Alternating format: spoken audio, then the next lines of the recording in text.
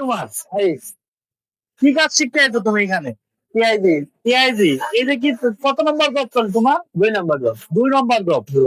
তুমি এর আগে কোথাও কাজ করছো? না ভাই, তুমি না টিটিসি থেকে কাম করছিলা? জি ভাই, আমি কিন্তু আর করছিলাম। আর কে করছিলা? জি ভাই, কি পর্যন্ত কাজ করছিলা? 2G পর্যন্ত। 2G পর্যন্ত। জি ভাই। তা 2G করে এখানে তুমি তো অঙ্কও পারোনি, পারছিলা না?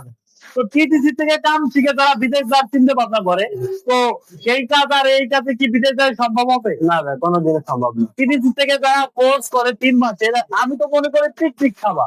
জি। তো ওখানে কি কাজ শিখায়, কয়টা করে রড দেয় তোমার?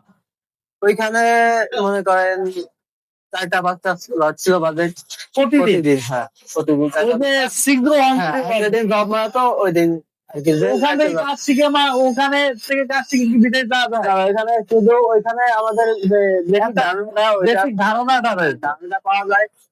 এইভাবে যারা টিটিসি থেকে কাজ শিখতে যায় তাকে সম্পর্কে কি বলবো?